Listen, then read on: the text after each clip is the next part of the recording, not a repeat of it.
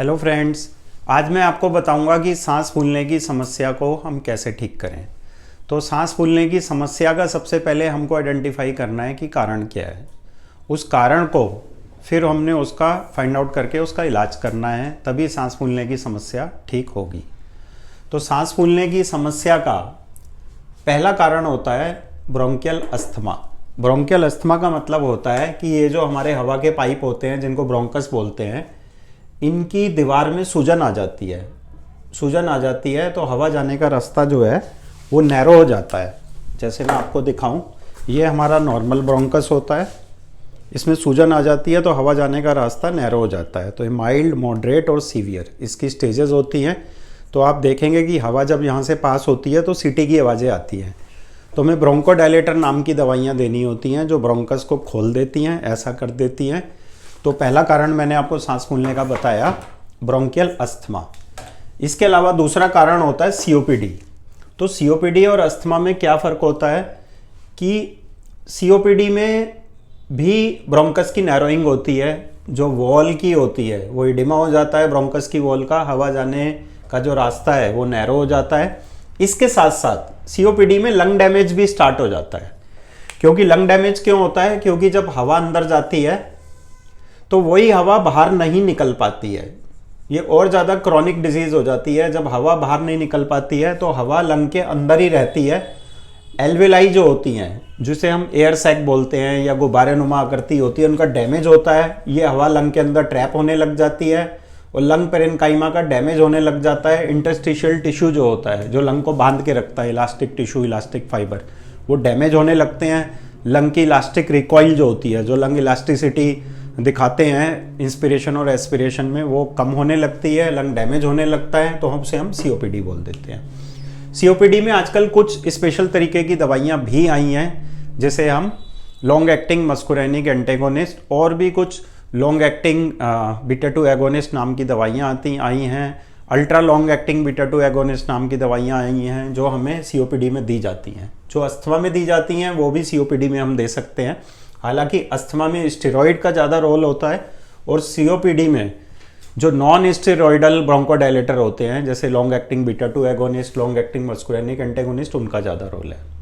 तीसरा कारण होता है प्लूरल इफ्यूज़न। ये मैंने दिखाया है ऐसे प्लूरल इफ्यूज़न। एक्सरे में हमें नीचे की तरफ एंगल की ब्लंटिंग दिखती है, जो कोस्टोफ्रेनिक एंगल होता है उसकी ब्लंटिंग देती है। राइजिंग लेवल ऑफ फ्लूइड दिखता है। तो इस फ्लूइड को हम निकालते हैं, फिर एक्सरे करके पहले देखते हैं।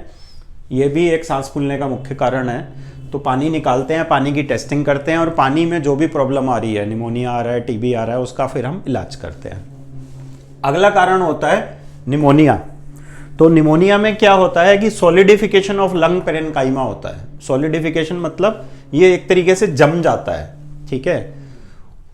कंसोलिडेशन बोलते हैं सॉलिडिफिकेशन एंड इन्फ्लेमेशन। इन्फ्लेमेशन में क्या होता है? Redness, swelling, loss of function, pain, inflammatory exudates होते हैं, केमिकल्स रिलीज होते हैं, जिसकी वजह से पेशेंट का सांस फूल सकता है अगर निमोनिया प्रोग्रेसिव है तो। इसके साथ साथ निमोनिया में पेशेंट को बुखार आ सकता है। यहाँ पे प्लूराइटिक चेस्ट पेन हो सकता है। प्लूराइटिक चेस्ट पेन होता है कि जो खांसने से, छींकने से बढ़ जाता है, उसे हम प्लूराइटिक नेचर ऑफ चेस्ट पेन बोलते हैं। तो जो लंग के बाहर प्लूरा होती है, हमें पता चल जाता है कि उसका इन्फ्लेमेशन हो रहा है, कहीं ना कहीं प्लूरा में प्रॉब्लम हो रही है, तो उसे हम प्लूराइटिक चेस्ट पेन बोलते हैं। चूँकि ये निमोनिया आप देखेंगे पेरिफेरल है, बाहर की तरफ है, ठीक है। कुछ निमोनिया होते हैं जो सेंट्रल होते हैं, ये पेरिफेरल है और ज़्यादा चांसेस हैं कि ये कम्युनिटी एक्वायर्ड निमोनिया है। जो ब्रोंकोनिमोनिया होता है वो दोनों लंग में होता है, ज़्यादा लोब इन्वॉल्व करता है। एक सिंगल लोबार इन्वॉल्वमेंट होता है तो उसे हम कम्युनिटी एक्वायर्ड निमोनिया बोलते हैं। प्लूराइटिक चेस्ट पेन होता है, उसमें हम एंटीबायोटिक की दवाइयाँ देते हैं और पेशेंट अगर सीरियस है तो हम सीटी स्कैन, ब्रोंकोएल्वुलर लवाज भी ले सकते हैं ब्रोंकोस्कोपी के थ्रू, और पेशेंट को कई बार एडमिशन की भी जरूरत पड़ती है। अगला कारण सांस फूलने का हो सकता है स्लीप एपनिया। तो स्लीप एपनिया में क्या होता है कि जिन लोगों की नेक छोटी होती है, ठीक है, मैंडिबल शॉर्ट होता है, जो ओबीज हैं, मोटे हैं, ठीक है, अल्कोहल लेते हैं, स्मोकिंग करते हैं, तो उनका ये जो टिश्यू होता है ये लैक्स होता है। जब वो सोते हैं तो उनकी जो सांस की नली होती है, ट्रेकिया, उस पर गिर जाता है, ये फॉल करता है, मांस जो होता है, जो फैट होता है, तो उसकी वजह से एपनिया होता है, चोकिंग होती है। 10 मिनट से ज़्यादा सांस अगर अटक रहा है तो उसे हम एपनिया इवेंट बोलते हैं। तो हम गिन लेते हैं स्लीप टेस्टिंग के माध्यम से कि कितने एपनिया के इवेंट हो रहे हैं 1 घंटे में, जिसे हम बोलते हैं एपनिया हाइपोपनिया इंडेक्स।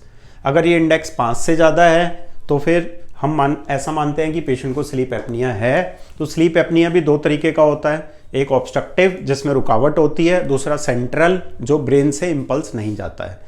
तो अगर पेशेंट को स्लीप एपनिया है, उसकी नींद पूरी नहीं होगी, उसको खराटे रहेंगे और दिन में हो सकता है उसका सांस फूले, लेथार्जिक रहे, वीकनेस रहे, कमजोरी रहे।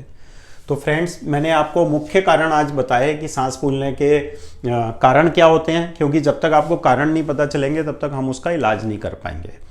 तो मैंने आपको टेस्ट भी साथ साथ बता दिए हैं और ट्रीटमेंट भी कुछ मैंने आपको हाईलाइट किया है कि किस डिजीज़ में कौन सा ट्रीटमेंट करना है। हाँ, अगर स्लीप एपनिया है, ऑब्स्ट्रक्टिव है, तो उसमें हम सीपैप थेरेपी पेशेंट को देते हैं। कॉन्टिन्यूअस पॉजिटिव एयरवे प्रेशर लगा के पेशेंट को रात को सोना होता है।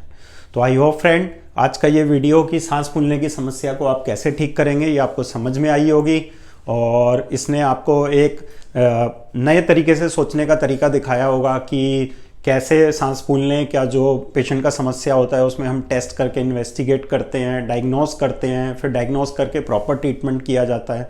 अगर आपको भी सांस फूलने की समस्या है तो नीचे दिए गए नंबर पे आप व्हाट्सएप करके दिखाने के लिए अपॉइंटमेंट ले सकते हैं। थैंक यू, धन्यवाद।